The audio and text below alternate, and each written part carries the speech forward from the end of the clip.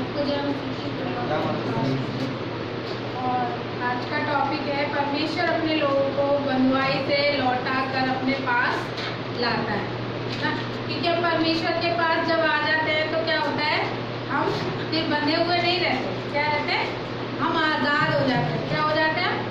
आज़ाद हो जाते हैं। परमेश्वर हमें आज़ाद कर देता है। इसीलिए आज का टॉपिक है कि परमेश्वर अपने लोगों को क्या करता है, बंधुआई से लौटा कर अपने पास लाता है। हालेलुया। तो परमेश्वर के इस वचन में जाने से पहले मैं आप लोगों को एक चीज़ बताना चाहती हूँ कि मैं छोटी सी प्रेयर करूँगी, फिर उसके बाद हम वचन में आगे जाएंगे। आइए हम अपनी आंखों को बंद करेंगे और छोटी सी प्रेयर करेंगे। धन्यवाद यीशु, धन्यवाद यीशु, धन्यवाद परमेश्वर पिता, जो हम यहाँ पर आज सीखे, दिक्कत करें, मदद करें परमेश्वर, तेरी ओर से होने पाए और ये वचन परमेश्वर हमारे चित्त से उतरने ना पाए। खुदा हमारे जीवनों को तैयार कर तेरे वचन के लिए, और परमेश्वर इस वचन से हम परमेश्वर सच में तुझ में दृढ़ होते जाएं, मजबूत होते जाएं, और हमारे हृदय को खोल और हमारे हृदय इस वचन के द्वारा कायल होने पाए, हमारे जीवनों में तेरे वचन के द्वारा परिवर्तन आने पाए। दया कर प्रभु, आए के भाग को हम आपके हाथों में देते हैं। इस व्यक्ति को मान रहे यीशु मसीह के सामर्थ्य और मीठे दयालु नाम में मानो। हालेलुया। तो जैसे कि हम देखते हैं आदम के द्वारा क्या हुआ, जब आदम ने परमेश्वर की आज्ञा नहीं मानी।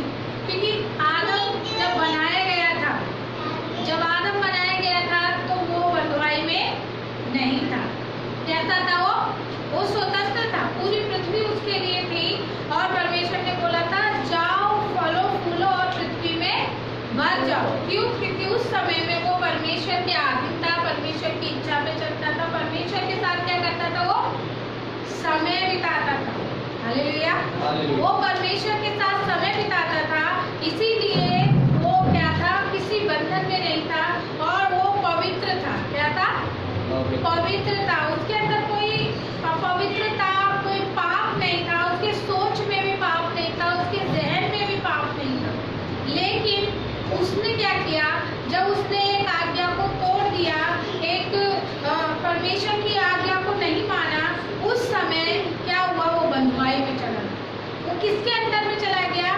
जो वो स्वतंत्र था, शैतान का कोई प्रभाव उसकी लाइफ में काम नहीं कर सकता था। कब? जब तक उसने उसकी बात नहीं मानी थी। जब तक हव्वा ने और आदम ने परमेश्वर की आज्ञा को नहीं तोड़ा था, तब तक वो कौन क्या थे? आजाद थे। कैसे आजाद थे? वो पाप से आजाद थे, पाप से अज्ञात थे और पाप उनके अंदर बिल्कुल भी नहीं था और मृत्यु भी उनके अंदर नहीं थी। लेकिन जिस समय उन्होंने परमेश्वर की आज्ञा को तोड़ दिया, परमेश्वर की आज्ञा को नहीं माना, उसी समय उनके अंदर क्या आ गई? मृत्यु आ गई, बंधन आ गया, वो बंदिश में हो गए। क्योंकि जिस समय में उन्होंने फल खा लिया और पाप उनके अंदर आया, उसी समय से मृत्यु स्टार्ट हो गई। और बाइबल कहती है कि कोई भी मृत्यु से बच नहीं सकता है। एक न एक दिन हर एक को मृत्यु का दंड भोगना पड़ेगा। क्यों? क्योंकि वो बंधुआई किसके द्वारा आई? आदम के द्वारा। और किस कारण आई? आज्ञा ना मानने के कारण। और हम देखते हैं कई बार हम लोग भी और बहुत सारे संसार के लोग परमेश्वर, जीवते परमेश्वर को छोड़कर, वो आज्ञा ना मानकर वो बंधुआई में पड़े हुए हैं। आज बहुत पैसे वाले भी और बहुत गरीब भी बंधन में जकड़े हुए हैं। किसके? शैतान के बंधन में जकड़े हुए हैं। वो बंधन में इस कदर जकड़े हुए हैं, उनको कोई छुड़ाने वाला नहीं है, कोई रास्ता नहीं है। क्योंकि रास्ता सिर्फ एक ही है, वो क्या है? यीशु मसीह। बाइबल कहती है, अभी हम वचन में जाएंगे, वचन को पढ़ेंगे, वहाँ पे लिखा है कि जिस तरीके से आदम के द्वारा क्या आया? पाप आया, बंधुआई आई, हम बंधन में चले गए, उसी प्रकार से यीशु मसीह के द्वारा छुटकारा आया। क्या आया? छुटकारा आया। वचन में लिखा है छुटकारा केवल यीशु में ही है, और कहीं छुटकारा नहीं है, और कहीं जीवन नहीं है। जीवन है तो यीशु में है। तो हमारे लिए बहुत जरूरी है कि हम जीवन की ओर जाएं,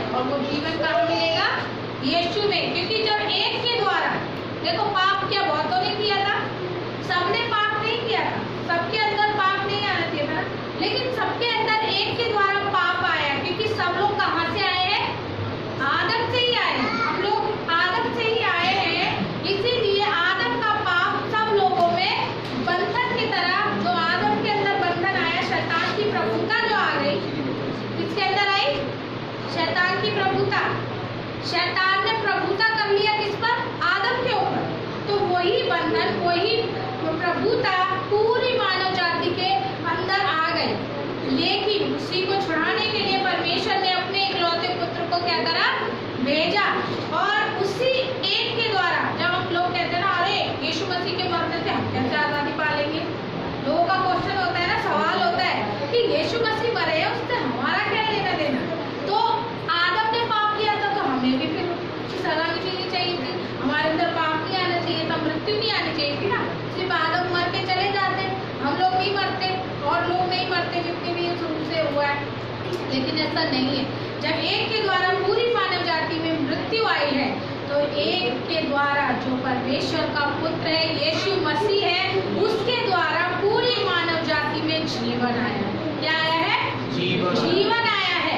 तो इसी बंधुआई से, इसी बंधन से, इसी शैतान की प्रभुता से छुड़ाने के लिए परमेश्वर ने योजना बनाई अपने इकलौते पुत्र को पृथ्वी पर दुनिया में भेजने की। और भेज कर क्या करा? उस एक के द्वारा पूरी मानव जाति को जीवन देने के लिए क्या कर दिया? क्रूस पर चढ़ाया, उसको बलिदान करने के लिए दुनिया में भेजा। क्योंकि जब आदम के द्वारा पूरी मानव जाति मृत्यु के चपेट में आ गई, और वैसे ही यीशु मसीह के द्वारा पूरी मानव जाति किसमें आती है? जीवन को पा लेती है। जो कोई यीशु मसीह पे विश्वास करेगा, क्योंकि यूहन्ना 3:16 में लिखा है कि परमेश्वर ने जगत से ऐसा प्रेम रखा कि उसने अपना इकलौता पुत्र दे दिया, और जो कोई उस पर विश्वास करेगा वो कभी भी नाश नहीं होगा। तो आज का वचन यही है कि बंधुआई किसके द्वारा आई थी? बंधन में, आप मृत्यु के बंधन में जकड़ गए थे आदम के गलती के कारण। लेकिन यीशु मसीह की आज्ञा मानने के द्वारा, यीशु मसीह को अपने जीवन का उद्धारकर्ता ग्रहण करने के द्वारा क्या होता है हमारे जीवन में? मृत्यु का प्रभाव, मृत्यु का डंक खत्म हो जाता है। बाइबल कहती है, हे मृत्यु तेरा डंक कहाँ रहा? हे मृत्यु तेरा प्रभाव कहाँ रहा? क्योंकि यीशु मसीह ने क्या दे दिया है हमें? मरने के बाद का जीवन, हमेशा का जीवन, जिससे हमारी आत्मा नहीं मरेगी, जिससे हमारी आत्मा क्या होगी? परमेश्वर के पास रहेगी और हमें पुनर्निर्वाह करेगी। मतलब दोबारा हम जिएंगे, है ना। वो मृत्यु का बंधन हमारी लाइफ से टूट चुका है। कब टूटेगा? जब हम परमेश्वर में आगे बढ़ेंगे, जब हम यीशु को ग्रहण करेंगे, जब हम उसकी आज्ञाओं को मानेंगे। तो हम लोग निकालेंगे सबसे पहले यशाया निकालेंगे, फिर बाकी जो वचन मैंने अभी बोला है उसको मैं पढ़वाऊंगी। हम लोग निकालेंगे यशाया 11 अध्याय।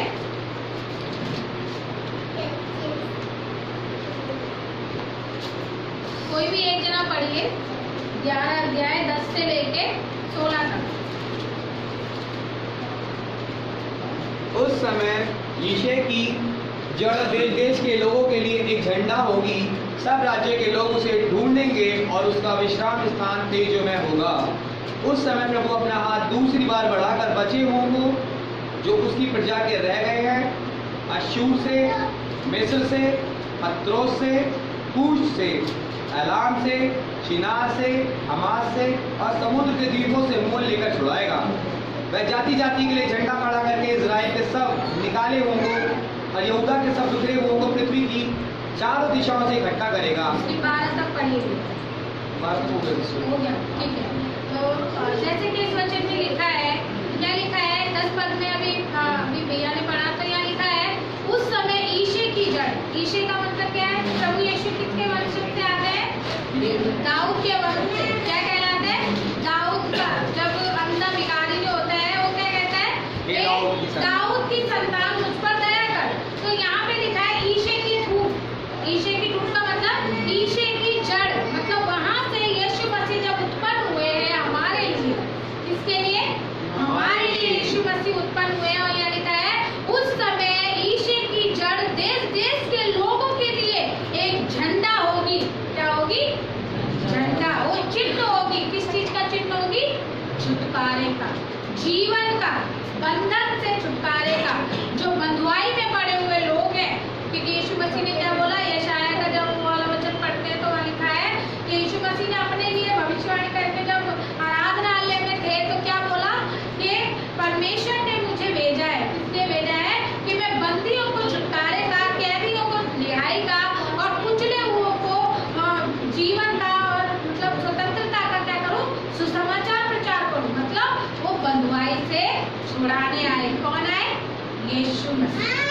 यीशु मसीह क्या करने आए हैं? हमें बंधुआई से छुड़ाने आए हैं। और यहाँ पर भी लिखा है यीशु का टूट क्या करेगा? झंडा यीशु की जड़ देश देश के लोगों के लिए क्या हो जाएगी? झंडा हो जाएगी। जो एक जड़ होती है, जड़ तो दिखती है क्या? जड़ दिखती है? जड़ होती है लेकिन इतना दिखती नहीं है, लेकिन वो झंडा वो किसी से छुपता नहीं है, सबको दिखाई देता है। इसीलिए परमेश्वर के वचन में क्या लिखा है? वो झंडे के समान हो जाएगा और सब दिखाई देगा सबको, और जो कोई उस पर विश्वास करेगा वो छुटकारा पाएगा, जीवन पाएगा, और मृत्यु उस पर प्रभुता नहीं करेगी, और वो मृत्यु के बंधन से छूट जाएगा जो आदम के द्वारा हमारे जीवन में आई थी, है ना। और मैं एक वचन और पढ़ती, जैसे यहाँ लिखा है 12 अध्याय में मैं पढ़ रही हूँ। यहाँ लिखा है उस दिन तू कहेगा, हे यहोवा मैं तेरा धन्यवाद करता हूँ, क्योंकि यद्यपि तू मुझ पर क्रोधित हुआ था, परंतु अब तेरा क्रोध शांत हुआ और तूने मुझे शांति दी है। परमेश्वर मेरा उद्धार है, मैं भरोसा रखूंगा और ना थरथराऊंगा, क्योंकि प्रभु यहोवा मेरा बल और मेरे भजन का विषय है, और वह मेरा उद्धार करता हो गया है। क्या हो गया है? हम कब गाना गाएंगे? जब हम छुटकारा पाएंगे। जब इंसान बंधा हुआ होता है, जंजीर से जकड़ा हुआ होता है, तो वो क्या गाना अच्छे मन से गाएगा? हृदय से गाएगा? नहीं गा पाएगा ना, क्योंकि वो पूरा जकड़ा हुआ है। लेकिन वो बंधन क्या हो जाएगा? जब हमारा बंधन टूट जाएगा, जब हमारे अंदर से वो भय निकल जाएगा, वो डर निकल जाएगा मृत्यु का, और जो भी शाम और पाप और बुराई और सारी वो मलिनताएं हमारे जीवन से निकल जाएगी, तब हम क्या होंगे? गाना गाएंगे, भजन गाएंगे, और परमेश्वर पे भरोसा हमारा क्या हो जाएगा? बढ़ जाएगा। तो इसीलिए लिखा है जब ऐसा होगा, जब हम अपने आप को परमेश्वर के लिए समर्पित कर देंगे, जब हम परमेश्वर के लिए अपने आप को दे देंगे, आज्ञाओं को मानेंगे, तब परमेश्वर के लिए हम क्या करेंगे? हम आनंदित होकर भजन गाएंगे। तो यहाँ लिखा है ना, धन्यवाद का गीत। हम ये धन्यवाद का गीत कब गाएंगे? जब हमें पता चलेगा, जैसे अभी हम लोग विश्वास में प्रभु यीशु मसीह को विश्वास करते हैं, हम जानते हैं कि अब हमारे ऊपर मृत्यु का दंड नहीं है, क्योंकि अब हम जीवन को पाएंगे और हमेशा का जीवन हमें मिलेगा। लेकिन उसके लिए अपने आप को जीवन की राह पे चलाना होगा। अगर हम मृत्यु की राह पे चलाएंगे और सोचे जीवन मिलेगा, तो हम भ्रम में पड़े हैं, क्योंकि वचन में लिखा है यदि हम झूठे और झूठ बोलते हैं और बुराई करते हैं और हमारी जीभ से छल की बातें निकलती है, तो हम अपने आप को धोखा देते हैं। क्योंकि प्रभु का वचन कहता है सावधान रहो, परमेश्वर ठट्टों में नहीं उड़ाया जाता। इसीलिए हमें ध्यान देना है कि कहाँ, वचन में ये भी लिखा है कि हमें अपने आप को जांचना है, परखना है, क्या हम गलत कर रहे हैं, क्या हम सही कर रहे हैं, हमें जांचना जरूरी है। देखो परमेश्वर बंधनों को हमारे जीवन से तोड़ता है, शराब का, लड़ाई का, झगड़े का, कलेश का, हर बंधन टूटेगा, लेकिन अपने आप को हमें परमेश्वर को देना पड़ेगा। Hallelujah, hallelujah. अपने आप को देना पड़ेगा। जब तक यीशु मसीह ने अपने आप को नहीं दिया, तब तक हमने छुटकारा नहीं पाया था। यीशु मसीह जब इस दुनिया में आ गए, इस दुनिया में आकर वो 33 साल रहे, और उन्होंने क्या किया? अपने कार्य को किया, लोगों को बताया कि मैं तुम्हारे जीवन में क्या लेकर आया हूँ?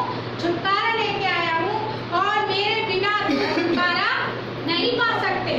और जब यीशु मसीह ने अपना लहू बहाया और जब वो जी उठे, तो वचन में लिखा है जब चेले बोलते हैं कि नहीं प्रभु आप कहीं नहीं जाओगे, जब यीशु बोलते हैं कि मैं अपने पिता के पास जाने वाला हूँ और मैं क्रूस पे चढ़ाया जाऊंगा, तो उसको झिड़कते हैं कि नहीं तेरे साथ ऐसा नहीं हो सकता, ये वो। तब प्रभु को पता है कि जब तक ऐसा नहीं होगा तब तक तुम भी स्वतंत्र नहीं हो पाओगे, क्योंकि स्वतंत्रता के लिए क्या जरूरी था? बलिदान जरूरी था, क्योंकि जो बंधन आया था उसके लिए बलिदान होना जरूरी था। और वो बलिदान किसने दिया? यीशु मसीह ने दिया। वो तो यीशु मसीह ने एक बलिदान दिया था, लेकिन अब अगर हम चाहते हैं हमारा जीवन जैसे बंधन टूटे, अगर हम चाहते हैं हम आजाद हो जाएं, तो हमें अपना बलिदान देना पड़ेगा, हमें अपने आप को परमेश्वर को सौंपना पड़ेगा, हमें अपने आप को परमेश्वर को देना पड़ेगा, तब हम स्वतंत्र हो जाएंगे। अपनी शर्तों पे प्रभु को मानने की कोशिश न करें। कुछ लोगों का होता है कि अरे मुझे जो सही लगेगा बस प्रार्थना में जाऊंगा, प्रार्थना करूंगा, बस बहुत से प्रभु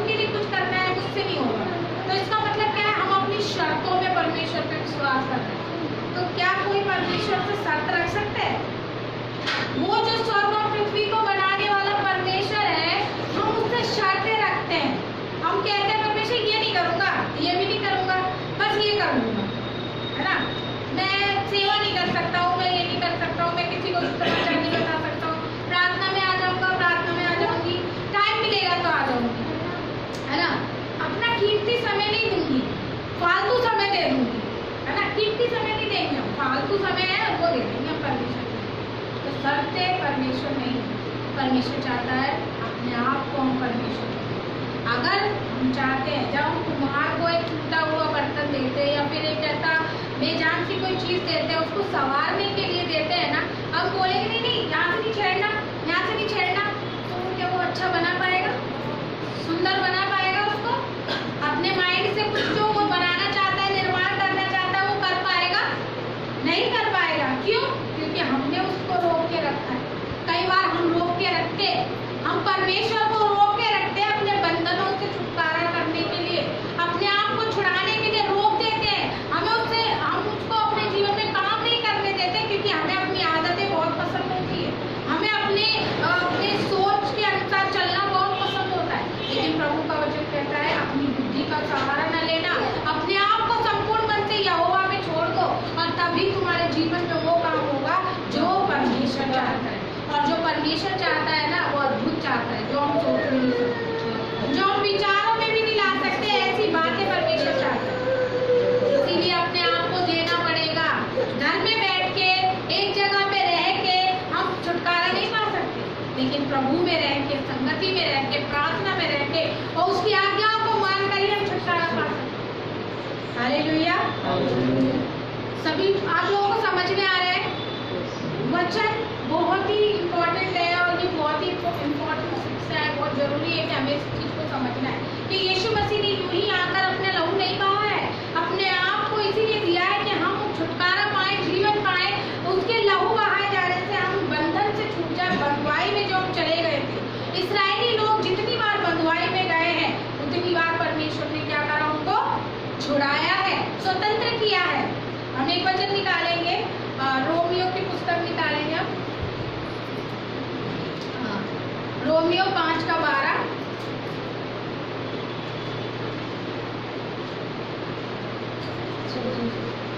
इसलिए जैसा एक मनुष्य के द्वारा पाप जगत में आया और पाप के द्वारा मृत्यु आई, इस रीति से मृत्यु सब मनुष्य में फैल गई। तो क्या लिखा है यहाँ पे? पाप किया। जैसे एक मनुष्य के द्वारा क्या आया?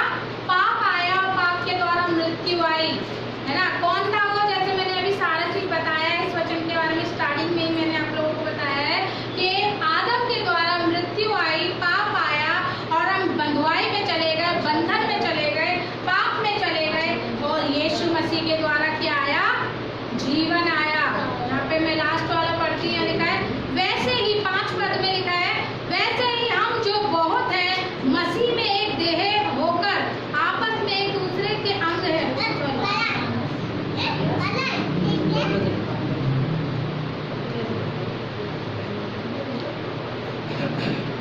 मैंने कुछ और ही निकाल दिया।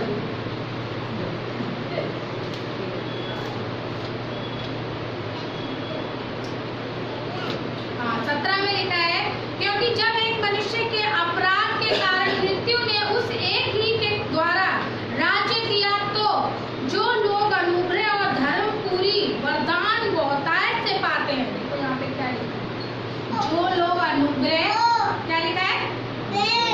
अनुग्रह और धर्म के वरदान। धर्म मतलब वो धर्म नहीं, धार्मिकता, पवित्रता और स्वतंत्रता का जीवन, पाप से अलग मानसिकता, है ना? वरदान होता है वो, अगर जिसके मन में बार बार पाप करने का आता है, बार बार लड़ाई करने का, झगड़ा करने का, है ना, गाली देने का, और शराब का, और नाना प्रकार की जो बातें आती है, उससे परमेश्वर छुड़ाता है और वरदान देता है परमेश्वर कि हमारी लालसा उस पर नहीं होती, बल्कि हम उस पर प्रभुता करके क्या होते हैं?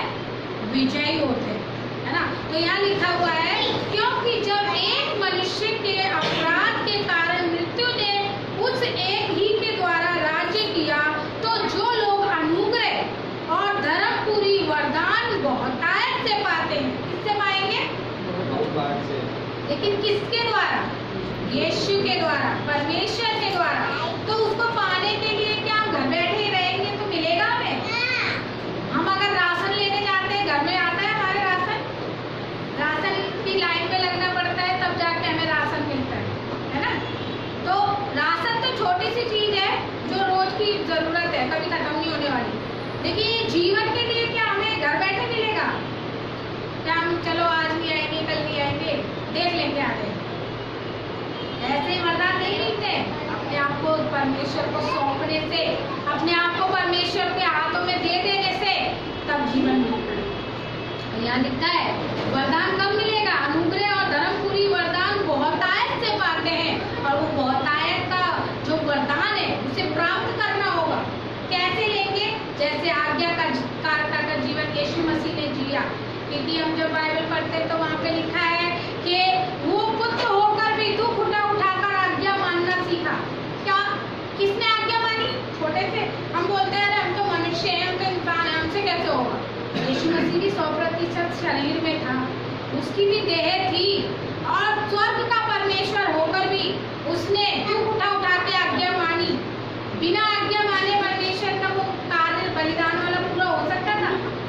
उतनी पीड़ा में, उतने दुख में जब यीशु मसीह का पकड़वाया जाने वाला दिन आता है, वो व्याकुल हो जाते हैं, उनका पसीना लहू बन के टपकता है। उस कितनी ज्यादा प्रॉब्लम होती है कि लहू बन के पसीना टपक रहा है, और वहाँ पे वो व्याकुल होते हैं, लेकिन फिर भी क्या बोलते हैं? मेरी नहीं पिता तेरी इच्छा पूरी हो। क्या हम ऐसा कहते हैं कि अरे मेरे कमर दर्द हो रही है, बॉडी दर्द हो रहा है, बहुत नींद आ रही है? नहीं प्रभु, मेरी नहीं तेरी इच्छा पूरी है, मैं तो प्रार्थना में जाऊंगा, मैं तो प्रार्थना करूंगी, मैं तो बाइबल पढ़ूंगी, मैं तो सेवकाई में जाऊंगा। क्या हम ऐसा कहते हैं? हम लोग क्या कहते हैं? अरे बॉडी की चिंता करो, अरे शरीर भी तो कुछ है, शरीर के लिए जिएंगे तो मरेंगे।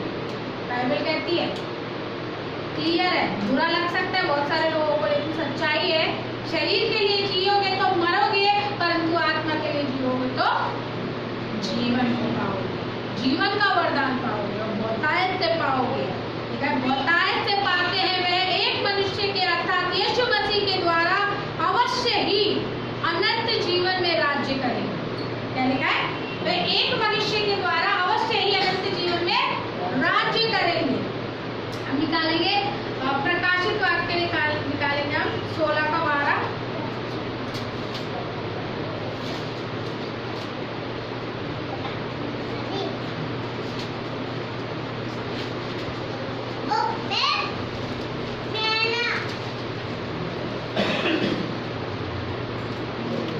जिसको मिल गया वो पढ़ लेते हैं।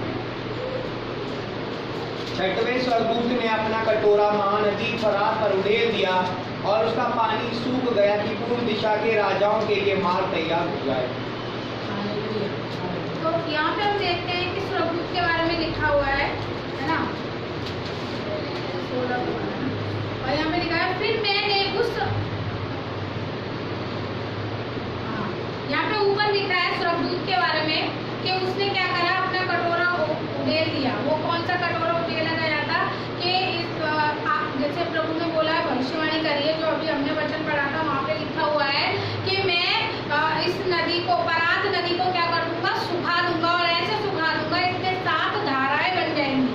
और कभी आप देखना, नेट में सर्च करना, आज के समय में और पुराने समय में वो पूरा नदी भरी रहती थी, आज काफी हद तक सूख चुकी है।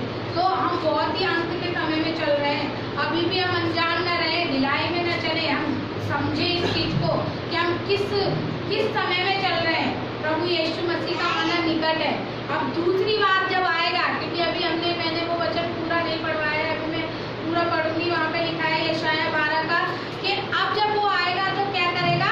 दूसरी बार वो हमें संभालेगा, हमारे लिए हाथ बढ़ाएगा। जो अभी स्टार्टिंग में मैंने पढ़वाया था, वहाँ पे क्या लिखा है? जब पहले यीशु मसीह के बारे में लिखा है कि यीशु का जो जड़ है वो झंडा के समान लहराएगी, और आगे उसमें लिखा हुआ है कि किस तरीके से परमेश्वर अपने लोगों के लिए दोबारा हाथ बढ़ाएगा। जो उसके होंगे कभी तो हो जाएंगे उसके हाथ बढ़ाए जाने तक, और जो उसके ही नहीं होंगे, उसके गुण नहीं होंगे, उन लोगों के अंदर क्या वो उनको लेकर जाएगा? हालेलुया, नहीं ले जाएगा। इसीलिए प्रभु का वचन कहता है अभी हमें सावधान होने की जरूरत है। और मैं यहाँ पर 15 पद पढ़ रही हूँ, लिखा है देख मैं चोर के समान आता हूँ, धन्य वह है जो जागता रहता है और अपने वस्त्र की चौकसी करता है कि नंगा ना फिरे और लोग उसका नंगापन ना देखे। और उन्होंने उनको उस जगह इकट्ठा किया जो इब्रानी में हर मगिदोन कहलाता है। हालेलुया।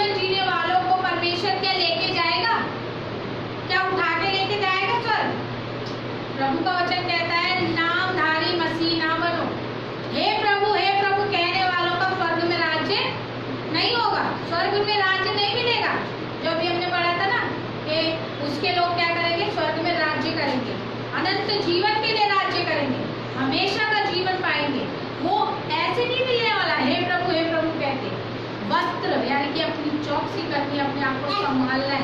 प्रभु का वचन कहता है जो कोई इस मंदिर को नाश करेगा मैं उसे नाश करूंगा। यानी कि हम कौन है? हम परमेश्वर के मंदिर है। लेकिन हम भूल जाते हैं अपनी बातों के द्वारा, अपने देखने के द्वारा, सुनने के द्वारा और अपने शरीर को नाशवान चीजों को अपने अंदर लेने के द्वारा हम अपने मंदिर को, परमेश्वर के मंदिर को क्या कर रहे हैं? नाश कर रहे हैं। क्या परमेश्वर खुश होगा? नहीं होगा। इसलिए बहुत जरूरी है कि हम इस चीज को समझे। यहाँ पे क्लियरली लिखा हुआ है कि जो कोई अपने वस्त्र की चौकसी करता है, नंगापन क्या होता है? जैसे मान लो कोई बहुत ज्यादा मतलब दिख रहा है कि ये व्यक्ति बहुत ही बेकार है, इसका जीवन ना सबके सामने खुला हुआ है कि इसके जीवन में कोई भी अच्छाई नहीं है ना? तो मतलब वस्त्र से अगर कोई व्यक्ति ऐसे घूमता है बिना कपड़े के, तो फिर लोगों को कैसा लगता है? अच्छा लगता है? या खुद उस व्यक्ति को अच्छा लगेगा? अजीब सा लगेगा ना? तो यहाँ पर भी लिखा है कि अपने चौकसी करता है कि नंगा ना फिरे और लोग उसका नंगापन ना देखे। इसका मतलब ये है कि हमें अपने आप को परमेश्वर के पवित्र वचन से ढांकना है, बुराई का नंगापन अपने जीवन से दूर करना है। देखो ये वर्ड थोड़ा सा अजीब सा लग रहा होगा, लेकिन सच्चाई है कि हम अपने आप को कैसे परमेश्वर के जैसा बनाएं। अब समय ये नहीं है कि हम ठहरे रहें, अब समय ये है कि हम कुछ करें। अब समय बीत गया है ना? थोड़ा समय है बाकी, सेवा अभी है काफी।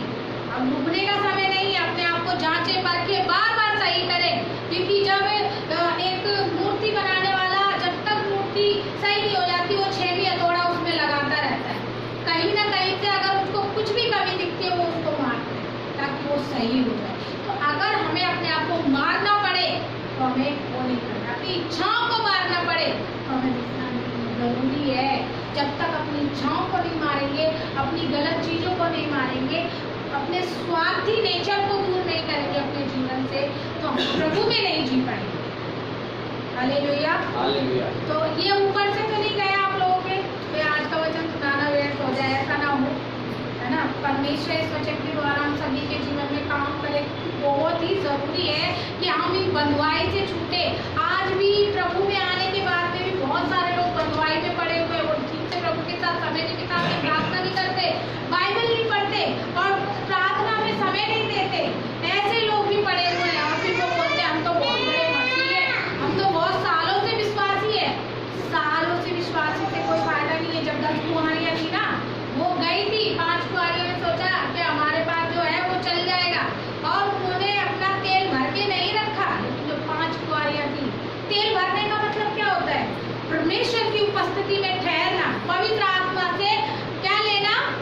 जलने की शक्ति लेना। हालेलुया। जलने की शक्ति लेना। पवित्र आत्मा एक आग है और वो आग ही उनके अंदर से ठंडी पड़ गई। कब? जब यीशु मसीह आने वाला था। और ऐसा ही होता है, कई बार लोग जब ठंडे पड़ जाते हैं जब यीशु मसीह अब जो अंत का समय है, प्रभु का वचन में लिखा है ना, बहुतों का प्रेम ठंडा पड़ जाएगा। तो वो आग, पवित्र आत्मा की आग को हम जांचे, कहीं हमारे अंदर से निकल तो नहीं गई, कहीं हम ठंडे तो नहीं पड़ गए। और अगर अब तक लगी ही नहीं है तो लगाएं। बहुत ही जरूरी है कि उस आग को हम अपने अंदर लगाएं ताकि यीशु मसीह के साथ हम भीतर जाएं। कहाँ जाएं? स्वर्ग में। तो आज का वचन यही है कि बंधुआई से छूटने के लिए जो आदम के द्वारा आई है, उसके लिए यीशु मसीह के अनुसार चलना जरूरी है। उसके वचन पे, उसके आज्ञाओं को मानना जरूरी है, अपने आप को उसको देना जरूरी है। और तभी हम क्या होंगे? बंधुआई से छूटेंगे और जीवन के वरदान को हम पाएंगे।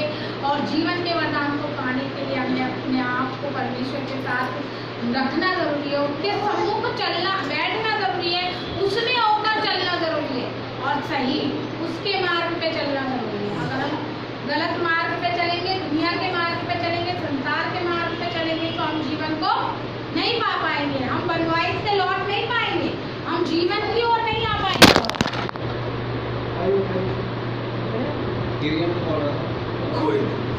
हालेलुया। तो आज का वचन यही है।